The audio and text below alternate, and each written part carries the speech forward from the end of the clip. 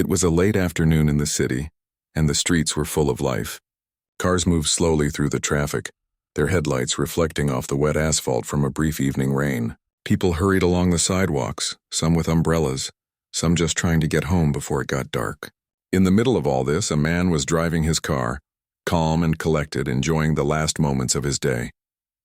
He had just finished a long meeting at the city office and was looking forward to getting home.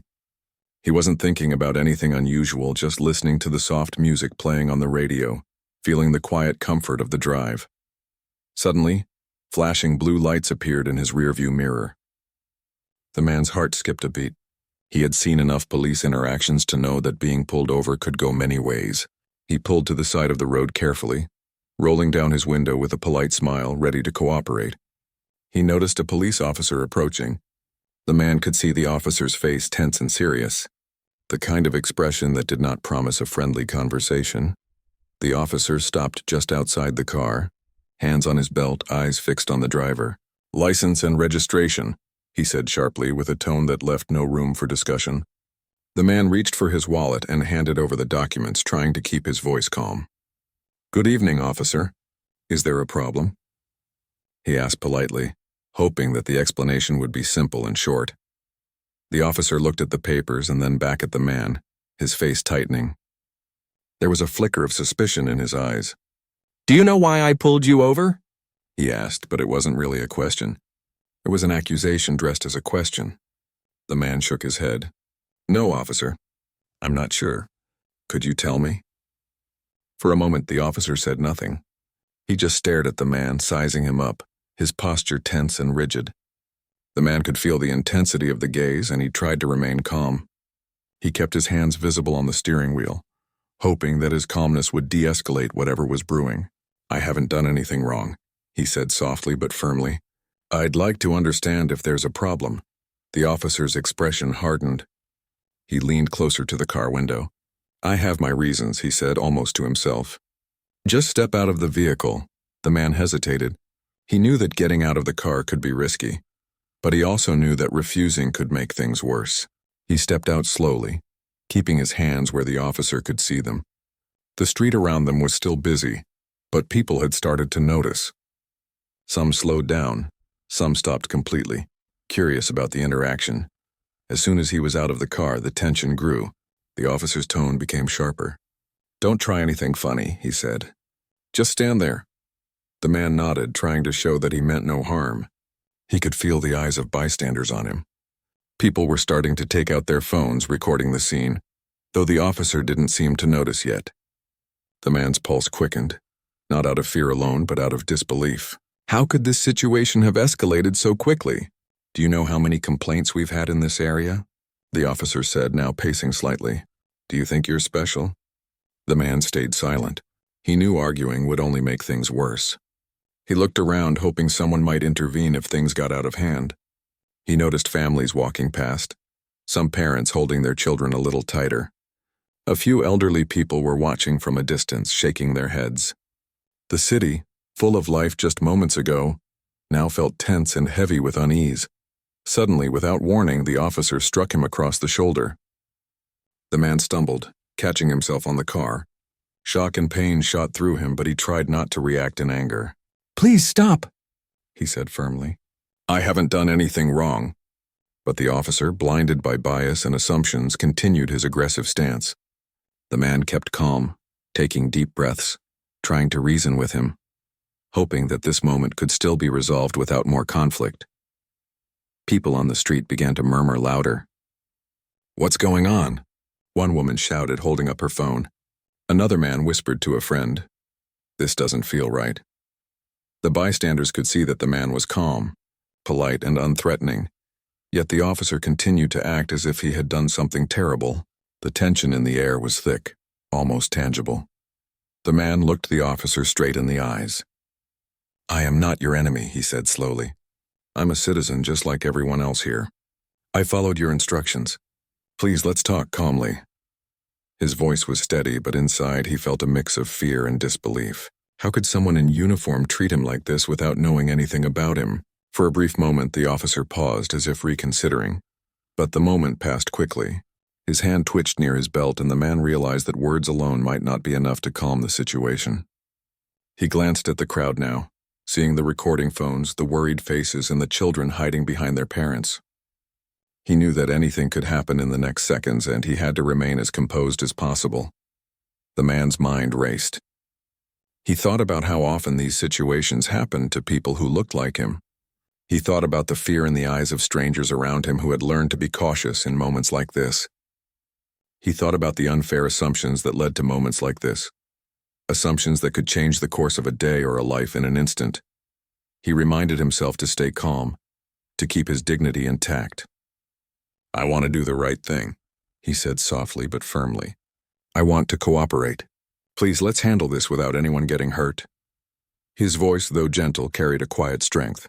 The officer's face twitched, showing a mix of irritation and something else. Maybe confusion, maybe doubt. The man stepped back slightly, giving space but still keeping his hands visible. The officer, momentarily distracted by the murmuring crowd, didn't notice how much attention was now focused on him. Onlookers began to whisper to each other, shaking their heads. They could see clearly that this man had not threatened anyone, yet he was being treated as if he had committed a serious crime. Time seemed to slow down. The man could feel the city holding its breath, watching, waiting for what would happen next. Every moment stretched longer than it should have. He thought about how quickly life could change in a single moment, how fragile peace and safety could be, even when you were doing everything right. Then, just as the tension reached its peak, the man remembered something important. He needed to remain calm, to not let fear or anger guide his actions. He raised his hand slightly, keeping his palms open, showing that he had nothing to hide. "I don't want trouble," he said clearly. "I want this resolved safely. Please just tell me what I need to do." The officer's eyes flicked to the crowd again, noticing for the first time the number of witnesses and recording devices. For a split second there was hesitation. The man sensed it, but he stayed silent, giving the officer the chance to step back from the edge of aggression. The city, once full of ordinary evening noise, now seemed completely still, as if the buildings themselves were watching. At that moment, the man realized how much courage it took to stay calm when someone treated him unfairly, how important it was to not let fear or bias decide the outcome. He felt a strange mixture of frustration, sadness, and determination. He knew that this moment could define the rest of his day, and maybe even the people around him. But he also knew that he had control over his actions, even if he could not control the officers. The officer took another step closer, and the man braced himself. He did not flinch, he did not shout. He simply stood there, calm but alert, aware of every movement, aware of every eye watching. And in that tense moment, the first part of their encounter reached its peak. A moment that would soon take a turn no one expected. A moment that would change both of their lives forever. The tension in the street seemed to grow thicker by the second. The man stood still, his hands visible, his breathing steady, but inside a storm of emotions churned. Shock, confusion, disbelief, he felt them all, but he refused to let them control him. He kept reminding himself that staying calm was the only way to get through this safely. Around him, the sounds of the city continued, but they felt distant, almost muted, as if the moment had created its own bubble, separate from the world. The officer, meanwhile, was pacing slightly, his eyes darting between the man and the growing crowd. There were whispers now, soft but insistent, as people nearby tried to understand what was happening. Some were holding up their phones, recording, but others simply watched, frozen in disbelief. It was clear to everyone present that this man had done nothing wrong. He wasn't shouting, he wasn't resisting, and yet the officer's behavior suggested he was dangerous. "Step closer," the officer barked suddenly, breaking the silence. The man froze for a moment, weighing his options. He knew that any sudden movement could be seen as a threat, but he also knew that refusing could escalate the situation. Slowly, carefully, he took a single step forward, keeping his hands visible. "I am here to cooperate," he said calmly. "I just want to understand what the problem is." The officer's face twisted with frustration. "You think you can just talk your way out of this?" he snapped. His voice carried anger, impatience, and something else, something deeper that the man could feel but couldn't name. The man shook his head slowly. "I'm not trying to talk my way out. I'm trying to prevent anyone from getting hurt." Around them, the crowd grew more restless. A few people whispered to each other, sharing what they were seeing. "This isn't right," one woman muttered. He hasn't done anything. Another man shook his head, staring at the officer. Why is he acting like this? The murmurs spread, reaching the ears of the man and even the officer, though the latter seemed only partially aware. The officer's hand moved slightly toward his belt again, and the man felt a jolt of fear. He reminded himself not to panic. He could not control the officer's actions, but he could control his own. He took a slow, deep breath, steadying himself. Please, he said again, let's talk. I'm not your enemy. His voice was calm, but it carried authority, a quiet strength that demanded attention. The officer froze for a second, the tension in his body visible. The man noticed it, but he stayed still, refusing to take advantage of the pause.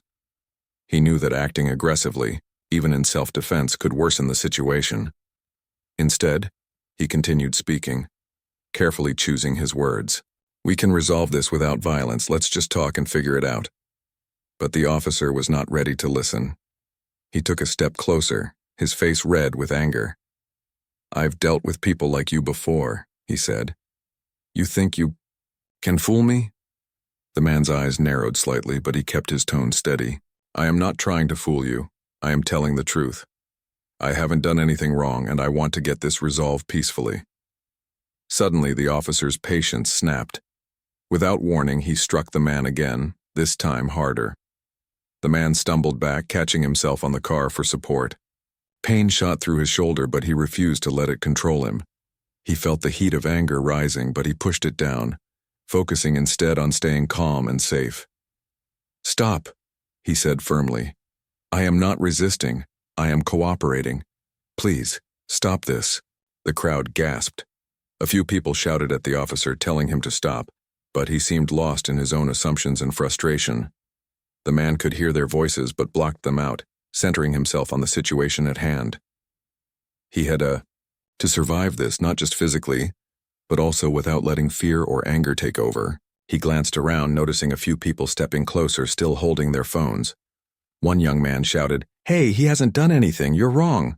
Another woman called out, Stop hurting him. The officer's gaze flicked toward the crowd, but only for a moment.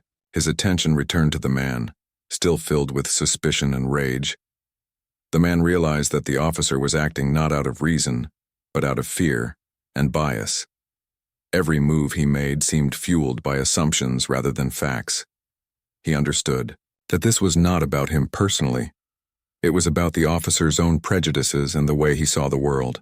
That understanding didn't make it less frightening, but it gave him a strategy. Remain calm, remain visible, and let the officer make the next move while he controlled his own actions. Please, he said again, his voice calm and low. We don't have to do this here, in front of everyone. Let's step back, talk calmly, and figure this out. He kept his hands open, showing he had nothing to hide. The officer's movements slowed slightly, and for a brief moment, it seemed like he might listen. But then, frustration took over again. I don't have time for this, he muttered, pacing slightly, his eyes darting around, catching the glances of the growing crowd. The man's mind raced. He thought about how often these situations happen to people like him. He thought about the fear in the eyes of bystanders, the children watching from a distance, and the elderly who remembered too many similar encounters. He felt a deep sadness, but he also felt determination. He would not let this situation define him, and he would not escalate it with anger or violence. A few more people stepped closer, trying to mediate. Sir, please step back and listen, one man said to the officer. You're hurting him for no reason. Another woman added, We're all watching. Don't make this worse.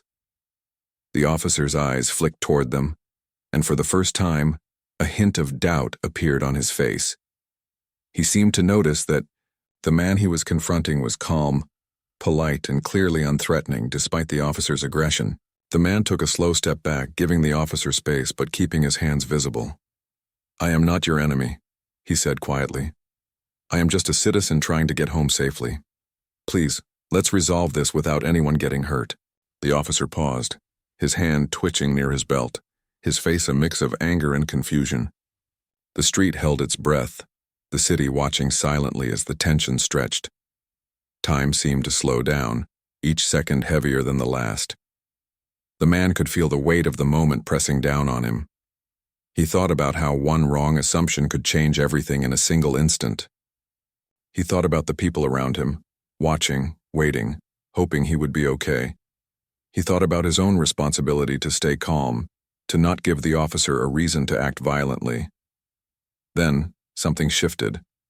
The officer's eyes lingered on the man for a moment longer than usual. There was a flicker of recognition, something that made the officer hesitate, though he did not yet understand why. The man sensed it, but he stayed still, letting the moment pass without making a move. He knew that patience was his only tool, that showing anger or fear could only make the situation worse. The crowd began to murmur louder, some people calling for calm, others expressing anger.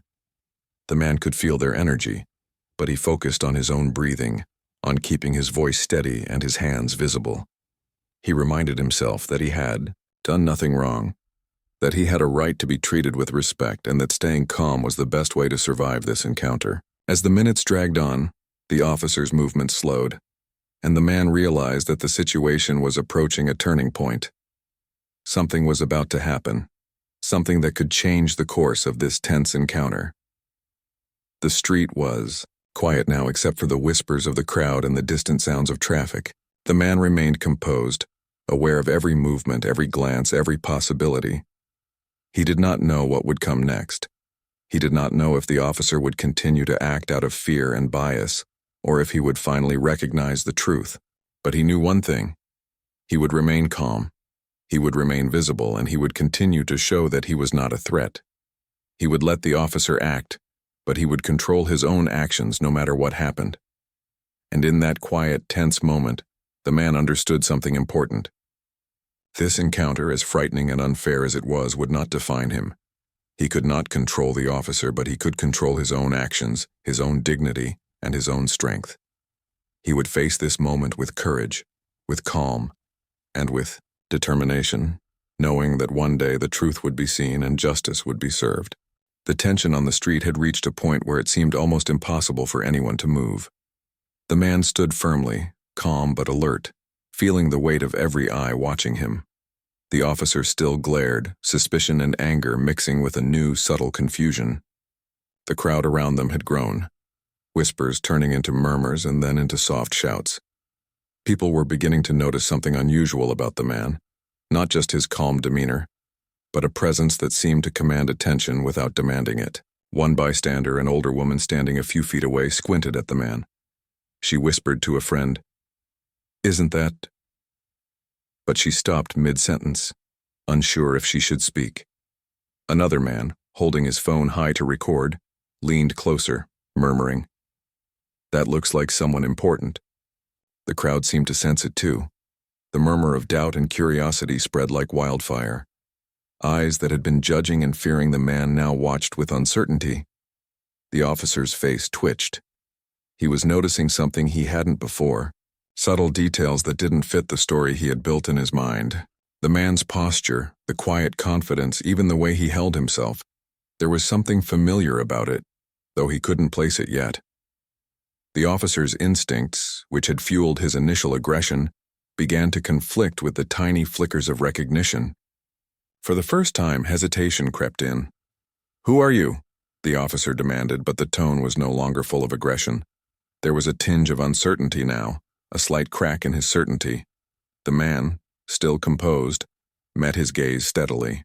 "I am just a citizen," he said softly. "I came home from work. I've done nothing wrong." But even as he spoke, he knew that words alone might not be enough this time. He needed the truth to be seen in other ways, through calmness, through dignity, through the small things that could not be denied. A bystander finally spoke up, pointing at the man. "Wait a minute," the woman said loudly. "Doesn't that look like the mayor?" Her voice cut through the tension, and the crowd immediately shifted. Some people gasped.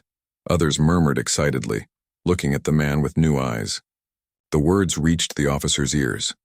For a moment, time seemed to stop for him. He froze, his body tense but unmoving. Recognition began to dawn, slowly, painfully. Could it be? Could he have really mistaken the city's mayor for someone suspicious? The man's calm expression did not change, but he could sense the shift. The energy in the air was different now, heavier with anticipation but tinged with relief from some in the crowd. People whispered excitedly, pointing, some shaking their heads, others wide-eyed. The officer's mind raced, piecing together what he had missed. The man's posture, the careful dignity, the professional calm. It all made sense now, but it was too late for denial. The realization struck him like a physical blow. You're the mayor," the officer stammered. His voice, once so full of authority, now trembled with shock and embarrassment. The man nodded slowly, his expression still calm, almost compassionate. "Yes," he said quietly, "I am. And I have done nothing to deserve being treated like this." The words were simple, but they carried a quiet power. The crowd reacted immediately. Gasps and murmurs spread like wildfire. Some people clapped softly, others shouted in disbelief, and the tension that had been building for minutes now hung differently, heavy with realization and awkwardness. The officer took a step back, his hand dropping from his belt. His face was pale and his eyes avoided direct contact with the man. The crowd's attention felt almost unbearable. Phones were raised, capturing every moment. The officer was suddenly very aware of how foolish his actions looked, how reckless, how unfair. The man, still composed, did not gloat or yell. He did not take advantage of the moment. He simply held his ground, demonstrating dignity and patience, qualities the officer had overlooked in his moment of bias. The bystanders around them began speaking more loudly now. "Can you believe this?" one man asked his friend. "He hit the mayor? How could he not know?" Another voice added, "This is unbelievable. I'm glad he stayed calm." The words reinforced what the man already knew. The truth had a way of revealing itself, even in the most tense moments. His calmness had carried him through, and now the recognition of who he was changed everything. The officer's posture was rigid, almost defensive. He opened his mouth, then closed it, trying to find words. I didn't know," he finally stammered. His voice was weak, shaky, and tinged with shame. The man nodded slightly, acknowledging the words without anger. "I understand," he said softly. "Mistakes happen, but assumptions can be dangerous. You acted on fear, not fact." The words were firm, but delivered with a tone that invited reflection rather than conflict. The crowd, sensing the shift, began to relax slightly. The murmurs of fear and tension became discussions of disbelief and commentary. Some shook their heads at the officer. Some focused on the man, now a symbol of patience and dignity in a moment that could have turned violent. Children who had been hiding behind parents peeked out, curious and confused, and even the adults began to breathe a little easier. The officer swallowed hard. He looked at the man again, taking in the formal posture, the calm eyes, the unmistakable presence. Recognition had fully settled now, and it was accompanied by the bitter taste of guilt. He had struck a man of authority, a man respected by the city, a man who had done nothing to deserve this treatment. The reality of it was clear and undeniable. I apologize," the officer said finally, his voice low. "I shouldn't have." His words faltered. The man interrupted gently, still composed. "Thank you," he said. "Acknowledgement is the first step. But actions have consequences, and this situation needs to be addressed fairly." His voice was calm, but carried the weight of authority that the officer had overlooked until now. The crowd began to shift, creating space for the man. People whispered, some recording, others just observing quietly. There was a sense of collective relief that the immediate danger had passed, but also a shared understanding of how close the situation had come to disaster. The man stood tall, not with arrogance, but with a sense of calm resilience. He had maintained control, not by force, but by patience, dignity, and courage. The officer's eyes darted to the crowd, now full of witnesses, and then back to the man. Shame, guilt, and disbelief swirled in his mind. He could feel the weight of his actions, the danger he had created, and the public attention that was now unavoidable. The man's calm presence made the contrast even more stark. He had reacted with composure, while the officer had acted out of fear and bias. For a few moments there was silence. Then slowly the man began to speak, his voice steady. "This needs to be handled properly. I expect accountability, not excuses. You have responsibilities as an officer. Responsibilities to the people you serve. Today, those responsibilities were ignored. His words were firm but not cruel. They carried the authority of someone who had been wronged but had chosen to rise above anger. The officer nodded slowly, still avoiding eye contact. "Yes, I understand," he said. His voice was quiet, almost defeated. He was realizing in that moment how serious the situation was. The man's calmness had not only preserved his own safety, but had also forced the officer to confront the truth of his actions. It was a moment of reckoning, a moment where fear and bias met patience and dignity. The bystanders, now fully aware of the identity of the man and the gravity of the situation, began to react. Some expressed shock, some relief, some anger at the officer. Phones were still recording, but the mood had shifted. The crowd now held a mixture of amazement at the man's composure and frustration at the officer's mistake. It was clear that everyone present would remember this encounter for a long time. The man finally stepped closer to his car, signaling that the immediate danger had passed. He kept his hands visible, calm and unthreatening. The officer took a hesitant step back, still processing what had just happened. The air, once heavy with tension, began to feel lighter, though the consequences of the incident were only beginning to be understood. In that moment, the man understood something important. His patience, his calmness, and his dignity had not only protected him but had also forced a dangerous situation into the light. The truth had revealed itself, and now the responsibility for what happened rested on those who had acted without reason. The city, the witnesses, and the officer all bore witness to a moment that would leave a lasting impression. And so, the encounter reached its turning point. The man, calm and composed, had survived the aggression not through force but through patience and courage.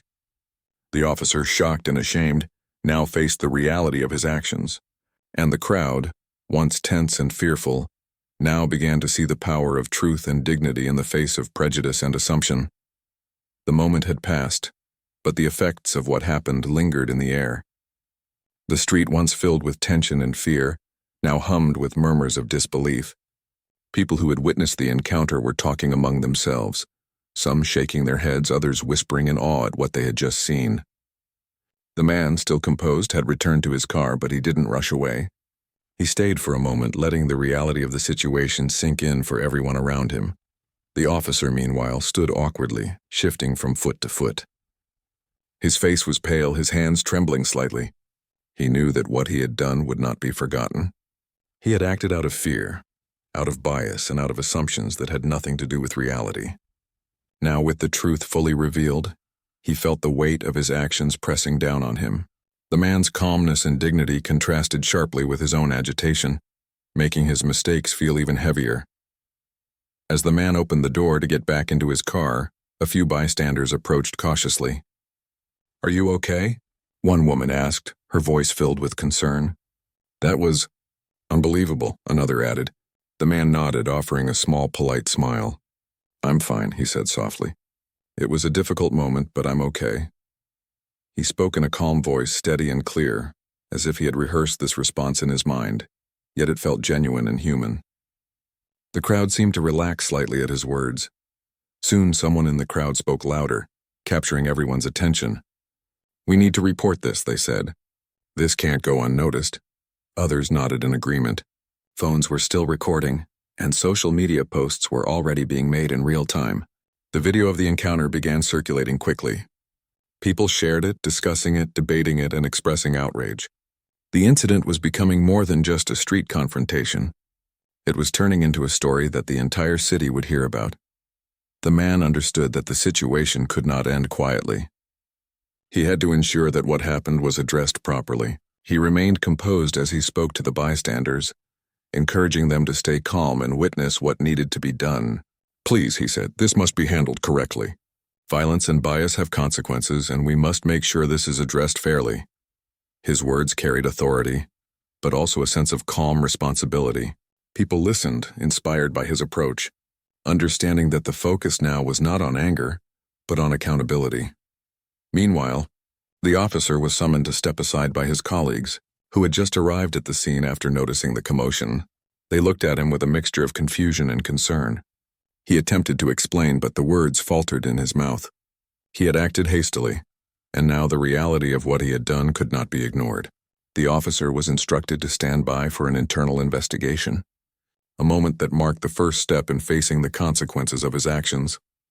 As the news of the encounter spread through the city, people began to react. Some expressed anger at the officer, condemning the assumptions and bias that led to the incident. Others praised the man for his patience and composure, recognizing the strength it took to stay calm in the face of aggression. The story became a catalyst for conversation about fairness, bias, and accountability. It was a reminder to the community that even in moments of fear or misunderstanding, dignity and calmness could make a difference. The man returned to his car and sat inside for a moment, taking a deep breath. He thought about how quickly a situation could spiral out of control, how assumptions and bias could lead to harm, and how important it was to respond with clarity and patience. He reflected on the role he played, not as a figure of authority at that moment, but as a human being facing unfair treatment. It was a reminder that courage wasn't always about loud action. Sometimes, it was about calm endurance and reasoned response. The officer, now standing at a distance, began to comprehend the seriousness of the event. He realized that his behavior had consequences not just for himself, but for the department, for the community, and for the trust between police and citizens. The internal investigation would examine every detail, and he would be required to confront his own prejudices, assumptions, and errors in judgment. It was a sobering moment, one that forced him to face the reality of how bias could escalate into harm.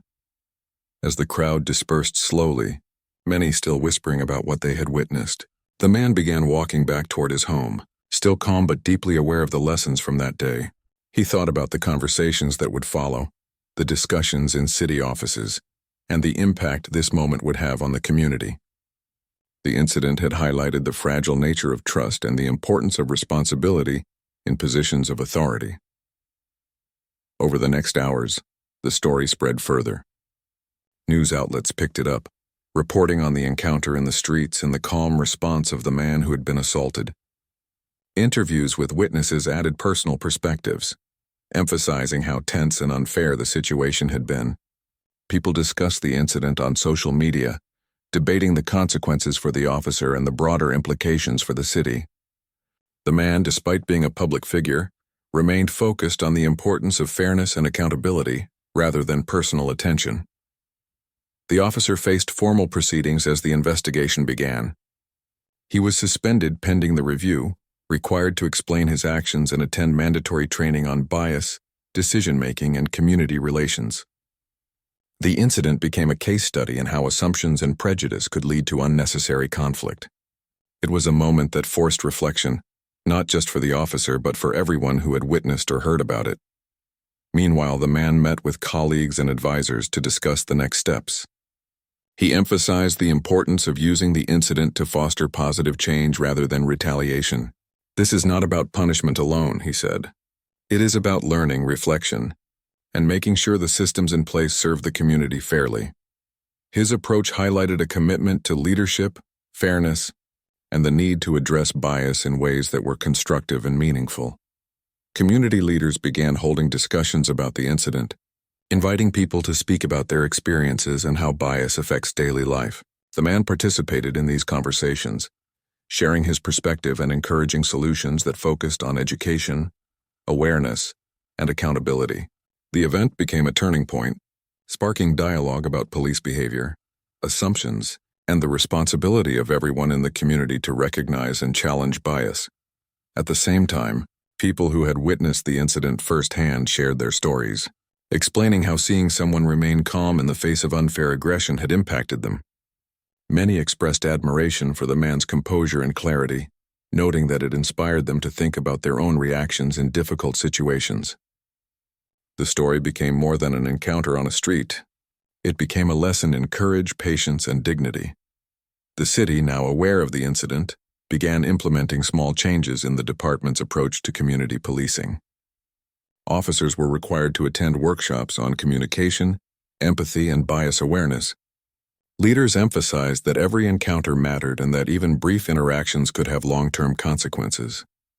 The man's experience became a reference point, illustrating how a calm, Reasoned response could influence outcomes and lead to broader reflection. For the officer, the experience was transformative, though difficult. Facing the consequences of his actions, he had to reckon with his assumptions and behavior. He attended the required training, participated in community discussions, and reflected deeply on how his own biases had affected not only one encounter, but the trust of the public. It was a challenging journey, but one that had the potential to prevent similar incidents in the future. The man continued his work in the city, but he remained mindful of the lessons from that day. Every decision, every interaction reminded him of the fragile balance between trust and fear, assumptions and reality. The incident reinforced his belief in the importance of calmness, dignity, and fairness in all aspects of life. It was a powerful reminder that leadership was not just about position or authority, but about the ability to respond to adversity with integrity. And so, the city moved forward. The incident, once a moment of tension and danger, became a catalyst for reflection, learning, and dialogue. It reminded everyone involved of the consequences of bias, the power of patience, and the importance of accountability. The man's calm response had not only protected himself, but had also created an opportunity for the city to examine its systems and strive for better, more fair interactions between authority figures and the community. The event was still fresh in everyone's memory, but the focus was no longer only on the fear or anger of that moment. It was now on the lessons learned, the conversation started, and the actions taken to prevent similar incidents. The man had turned a dangerous encounter into an opportunity for understanding and change, and the city was slowly beginning to reflect on what that meant for the future. The days after the incident felt surreal to the man. He returned to his usual routine, walking the streets, attending meetings, and visiting community projects, but the memory of what had happened lingered in his mind.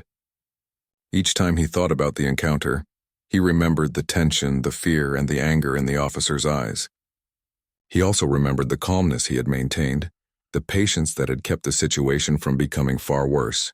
The experience had left him with a mixture of emotions, sadness, frustration, but also determination to turn the moment into something meaningful. The city had not forgotten either. People talked about the encounter everywhere, in cafes, on buses, in offices, and on social media. The video of the incident had spread widely, and people discussed it with intensity and care. Many were shocked at how quickly things had escalated, but they were also inspired by the man's composure. The story became more than just about one interaction. It became a symbol of the need for fairness, empathy, and understanding in daily life. It reminded everyone that even a brief encounter could carry deep consequences. The officer involved faced ongoing scrutiny. He had been suspended and required to undergo extensive training on bias, community engagement, and decision-making under pressure. It was not an easy process for him. He had to confront the ways his assumptions and fears had led him to act unfairly. The public followed the updates closely, and many discussions took place about the importance of accountability. While the officer's actions could not be erased, the consequences forced him to reflect and learn, ensuring that he and others like him would think carefully before acting in the future.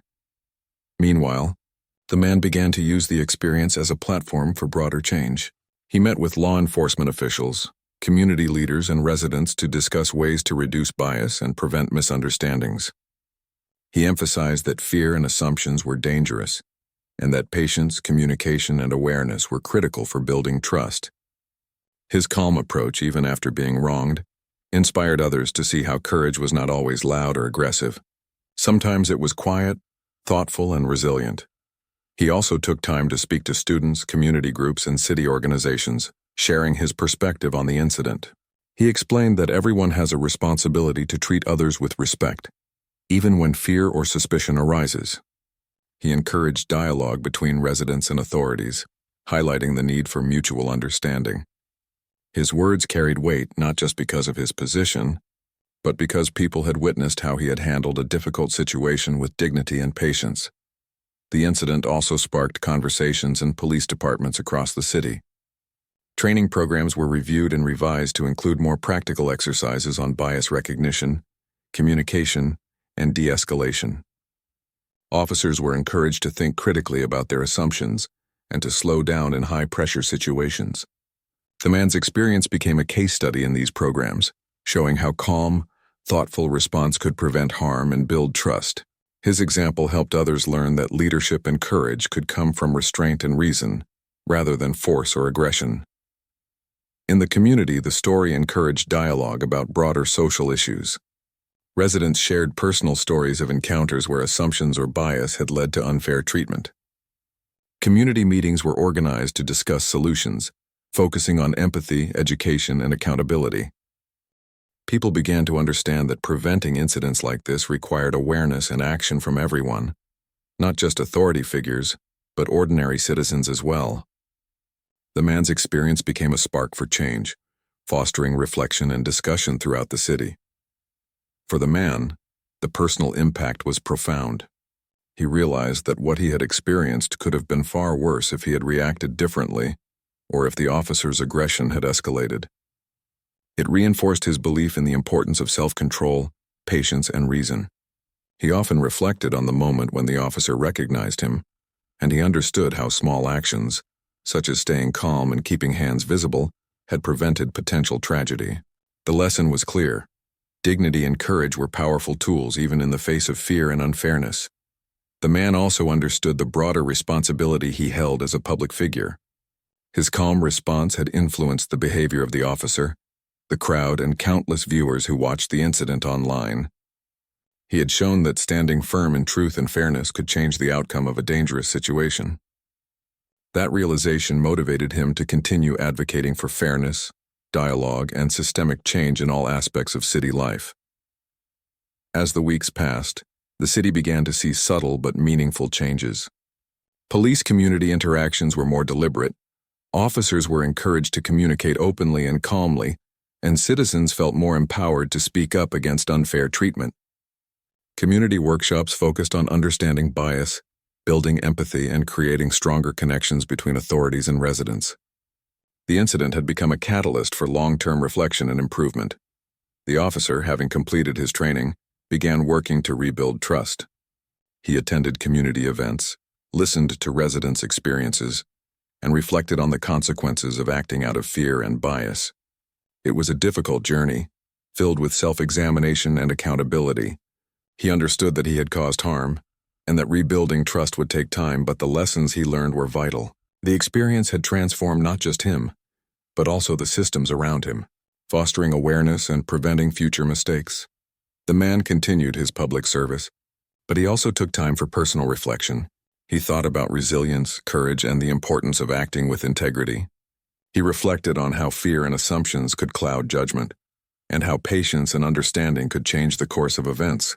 The incident had shown him the fragility of safety, but it also revealed the strength of calm, thoughtful action. He met with community members who had been affected by bias in their own lives. Together, they discussed ways to improve understanding, communication, and respect. The conversations were honest and sometimes difficult, but they were necessary for real change. The man listened carefully, shared his own experience, and encouraged a focus on solutions rather than blame.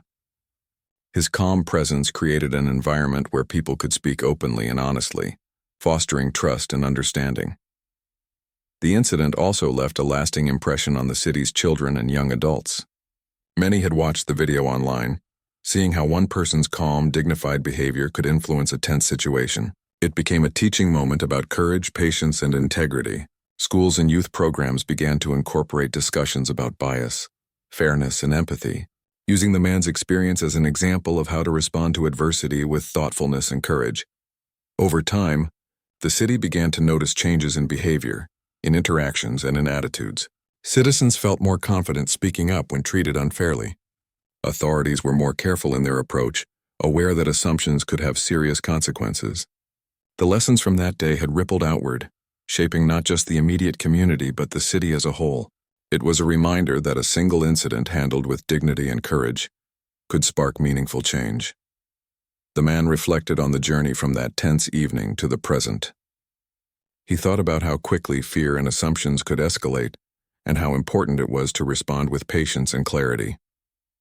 He recognized that his calm response had prevented harm, influenced others, and created a platform for dialogue and reflection. It reinforced his belief in the power of integrity, fairness, and leadership rooted in human dignity. Even as the city continued to recover from the tension of that day, the lessons remained clear. Assumptions could be dangerous, but patience, calmness, and dignity could change the outcome. Bias could escalate conflict, but understanding and empathy could build trust. And most importantly, even in the face of fear and aggression, human courage and integrity had the power to inspire change. In the end, the incident became more than a personal experience. It became a story for the city, a moment of reflection and learning that highlighted the importance of fairness, patience, and accountability. The man's calmness had saved not only himself, but also influenced the community, the officer, and countless others who watched or heard the story.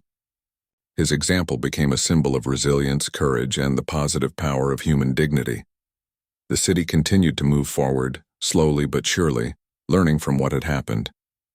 Policies were reviewed, community programs were strengthened, and conversations about fairness and bias continued.